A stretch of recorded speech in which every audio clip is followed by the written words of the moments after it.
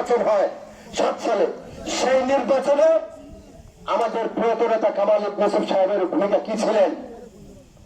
তখনও কিন্তু অ্যাডভোকেট সৈয়দ মোদাররেস আলী ইসাবাইকে বেগম খালেদা জিয়া ডেকে নিয়েছিলেন, ডেকে নিয়ে বলেছিলেন, ইসা তুমি ফরিদপুর সদর 3 আসনের নির্বাচনের জন্য প্রস্তুত হও, জনগণের দ্বারে দ্বারে গিয়ে আমার সালাম পৌঁছে দাও, ধানের শীষে সালাম পৌঁছে দাও। একটি রাজনৈতিক, তখন জানেন 4 দলীয় ঐক্যজোটের একটি আমাদের বিএনপির একটি জোট ছিল। এই 4 দলীয় জোটের কারণে সেদিন বিএনপি থেকে জামায়াত ইসলামের সেক্রেটারি জেনারেল মুজাহিদ সাহেবকে মনোনয়ন দিয়েছিলেন ধানের শীষের প্রতীক দিয়ে, মনে নেই আপনাদের?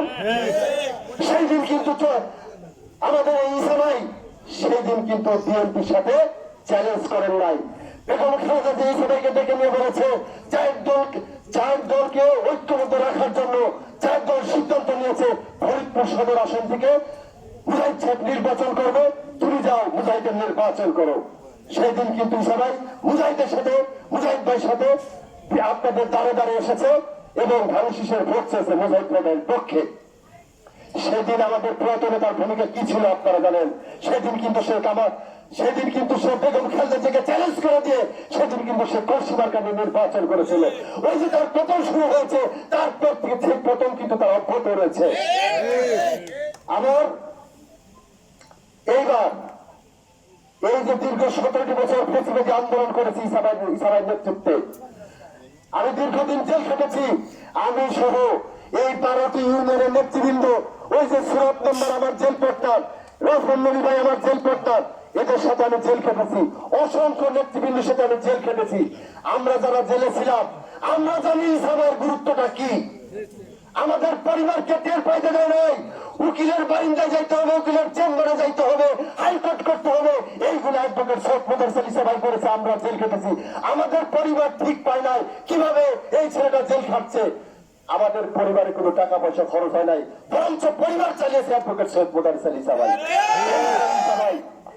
ইসাবাইকে 5 জুলাই যখন এই দেশ আবার পুনরায় স্বাধীন হয়েছে, গণতন্ত্র ভোট ফিরে পেয়েছে, সেই দিন পরে আমার জননেতা জনাব তারেক রহমান বিএনপির ভারপ্রাপ্ত চেয়ারম্যান আমার ইসাবাইকে ফোন করে টেলিফোন করে বলেছে, ইসাবাইকে তারেক সাহেব উকিল সাহেব বলে ডাকে, নাম ধরে ডাকে না। ইসাবাইকে বলেছে, উকিল সাহেব ফরিদপুর দিলে কিন্তু আমার নির্বাচন করার যোগ্য প্রার্থী নাই, আপনি দীর্ঘদিন বিএনপি করেন, আপনার জিয়া পরিবার অত্যন্ত বিশ্বস্ত লোক, এই 46 বছর বয়সে আপনি বিএনপির সাথে এক দিনের জন্য আপনি বেইমানি করেন নাই, বিশ্বাসঘাতকতা করেন নাই, আপনাকে জিয়া পরিবার মনোনীত করছে, আপনি তাড়াতাড়ি যেন আপনার ধানের শীষের এবং জিয়া পরিবারের দাওয়াত পৌঁছে দেন। আপনি আগামী দিনে ফরিদপুর সদর 3 আসনে ধানের শীষের কান্ডারি। অনেকেই তো যেতে পারে। ইসাবাইয়ের কাছে যদি আজকে থানা বিএনপি প্রেসিডেন্ট সেক্রেটারি ক্যান্ডিডেট যদি তার কাছে যায়, ভাই আমি থানা বিএনপি সভাপতি ক্যান্ডিডেট, সে কি থেকে বারণ করবে?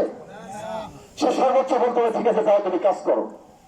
আমি যদি আজকে তারেক রহমানকে বলি আমি ধানের শীষের মনোনয়ন চাই ফরিদপুর সদর থেকে, উনি কি আমাকে বের করে দেবে? এই বিএনপি তো আমিও করি। সেরকম হয়তো বা একজনকে সে বলতেই পারে যে ঠিক আছে যাও তুমি কাজ করো, এই মানে এই নয় তাকে মনোনয়ন দিয়েছে। যদি তাকে মনোনয়ন দিয়ে থাকে তাহলে তাদেরকে জিজ্ঞাসা করেন তোমরা কোনো কাগজপাতি দেখাও, কি কাগজ আছে তোমাদের কাছে? তারা কোনো কাগজপাতি দেখাতে পারবে না।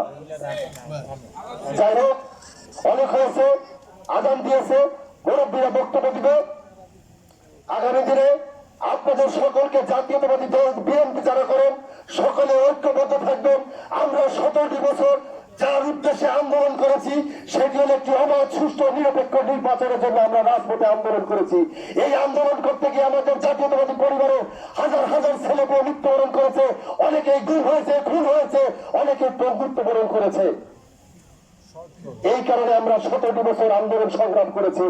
আমরা একটি সুষ্ঠু, একটি নিরপেক্ষ, একটি অবাধ নির্বাচন চাই। সেই নির্বাচনের জন্য জাতীয়তাবাদী পরিবারের সূর্য সৈনিকরা সকলে ঐক্যবদ্ধ থাকবেন। নির্বাচনের ডেট না ঘোষণা হওয়া পর্যন্ত আমাদের রাজপথে থাকতে হবে, আন্দোলনে থাকতে হবে। এই আশাবাদ ব্যক্ত করে আমি আমার সংক্ষিপ্ত বক্তব্য শেষ করছি। শহীদ প্রেসিডেন্ট দেশনেত্রী বেগম খালেদা জিয়া জিন্দাবাদ, তারুণ্যের অহংকার তারেক রহমান জিন্দাবাদ, ফরিদপুর সদর 3 আসনে মাটি মানুষের অভিভাবক অ্যাডভোকেট সৈয়দ মোদাররেস আলী ইসাবাই জিন্দাবাদ, জিন্দাবাদ, জিন্দাবাদ।